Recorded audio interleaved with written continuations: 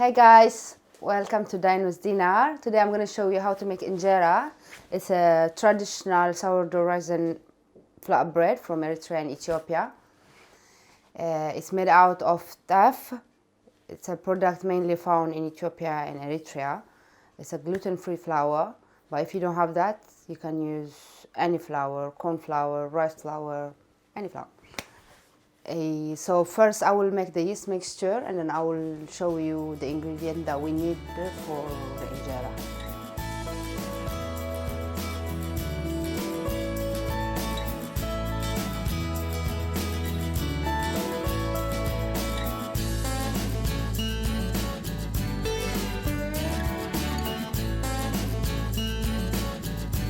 So for the yeast mixture I will need warm water, yeast, sugar, an empty cup. So I'll put my yeast in here. I will add the warm water.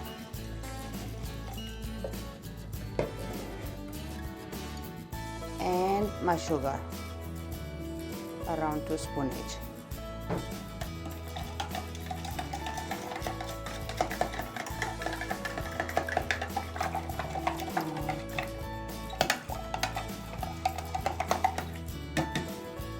So I will cover that and then I will let it work. So the flour that I will be using today is plain flour, corn flour, red Teff flour. If you don't know what is this, you can find it in a local shop. Red Teff flour or ragi flour is called. And the second one is the cornmeal fine. There is different type of mice, so make sure you take this one. So in order to make injera, we need to roast the flours, otherwise it won't become injera. I have already roasted the amount that I need for today, but let me explain you the way it's done anyway. So I preheat the oven at 180 degrees I leave it there for 20 minutes. I stir occasionally. Once slightly colored, I let it out and then let it cool. Okay. Once it's cool, I pass it through the sift and then it's ready to be worked. So, let's see my yeast. It looks like that. You see that? I will pour that into my dish. If you're doing injera for the first time, do as I just did. Otherwise, you could use ersho. It has a main role in the fermentation. It accumulates on the surface of the fermenting flour batter, and then I collected it from the previous fermentation. So I will. If you check the color, it's quite similar. I will add it because I want to accelerate the process. Voila. So now I'm going to add my flours.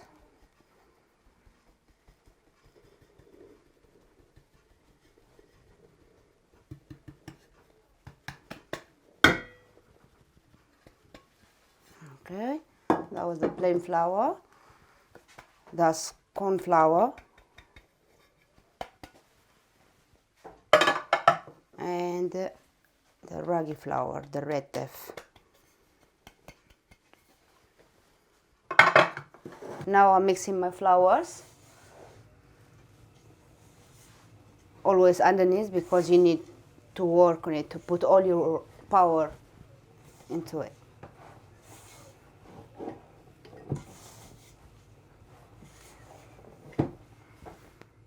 The water has to be warm, room temperature. If it's too hot, it won't be nice.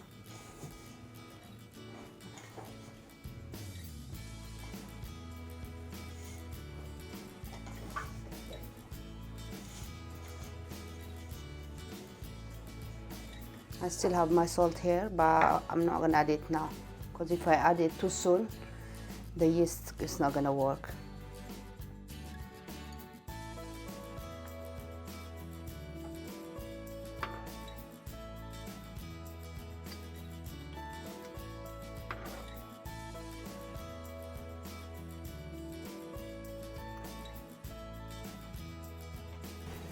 You need to work the dough like there is no tomorrow.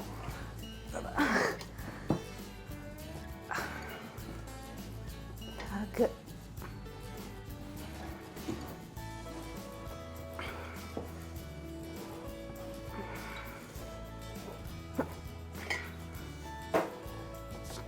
I will add my salt now.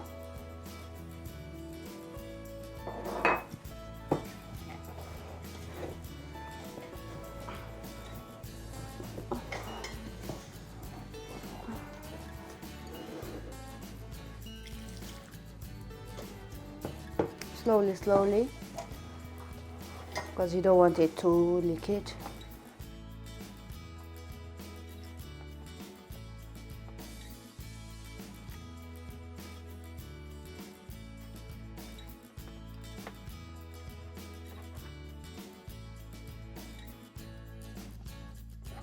If I don't sweat by the end of the video, it's not a good injera.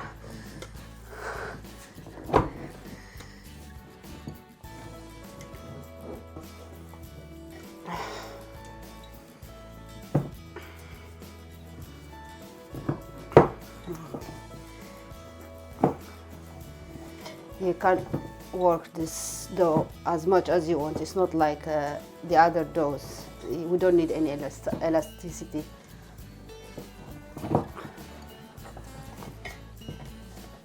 So now I'm gonna add some more water. I'm about to finish. And don't forget, every time you make injera, to collect the ersho, and then you won't need to use the yeast.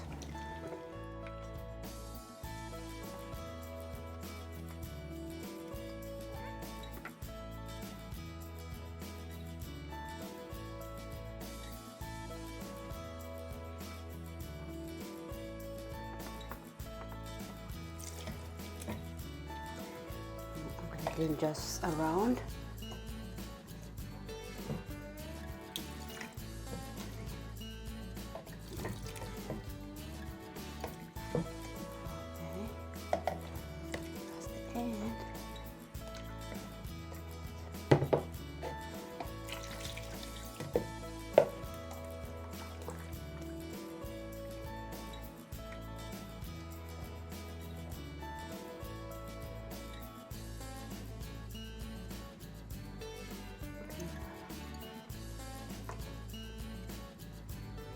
Not too liquid, not too thick.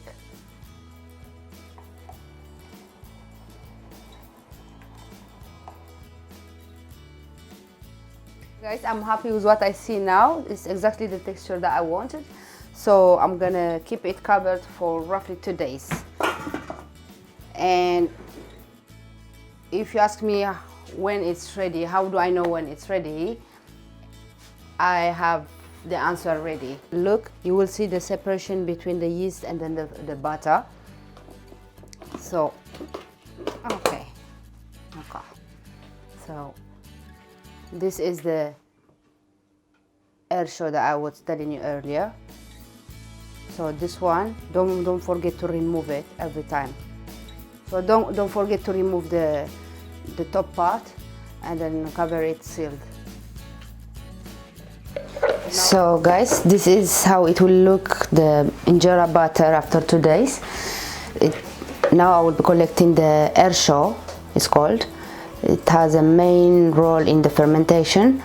It accumulates on the surface of fermenting flour batter, and then I collect it from the previous fermentation.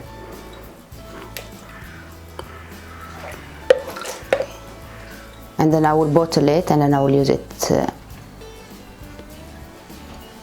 later.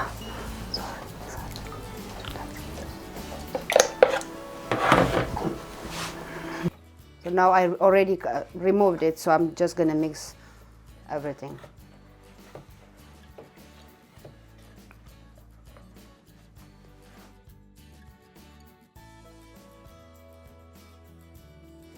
So guys, I'm ready. I'm gonna do my first injera, so wish me luck. It looks nice. So I do have a injera stove, so I will be using my pan today. Just heat it, not too hot, not too cold, just the right temperature.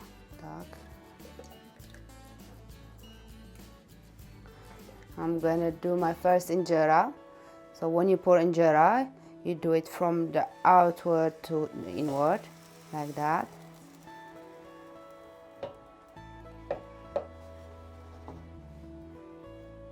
Voila. And then wait a bit that it gives you some ice, and then you cover it.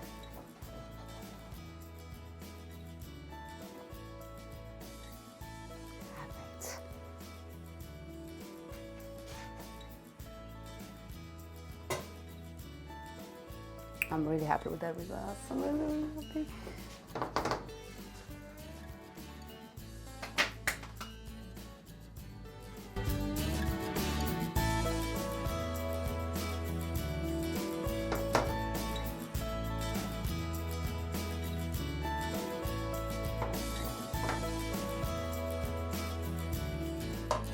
I'm gonna cover it for a bit.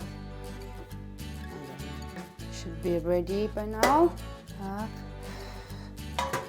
Okay, the first injera is never perfect, so I'm gonna do a second trial.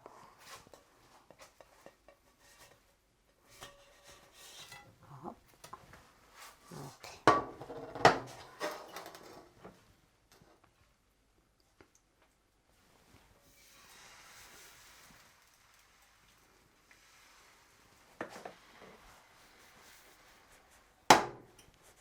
Okay.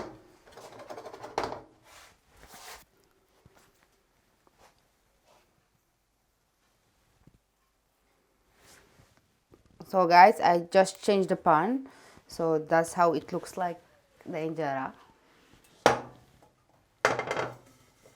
So at the first it doesn't work straight away, so just keep trying. I'm gonna do another one.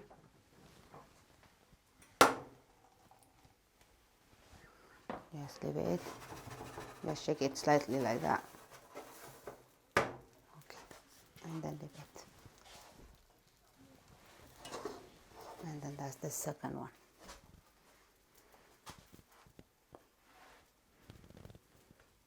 At the edge the pan was too hot. That's why you don't have any ice in here.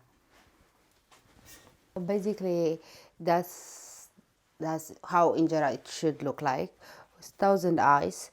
The bottom part, as you can see, where it touched the heat, it's smooth, and then on the top is porous. It makes the injera better to scoop up all the sauces and dishes.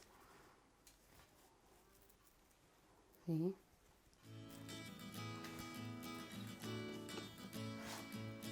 Perfect.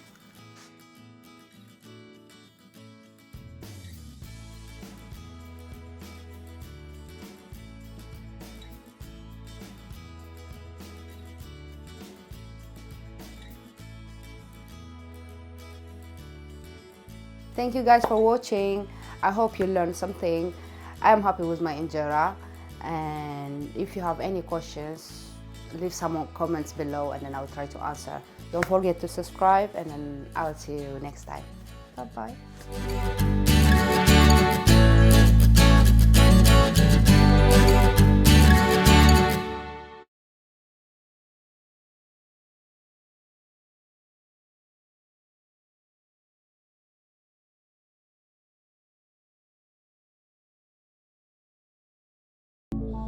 Yo,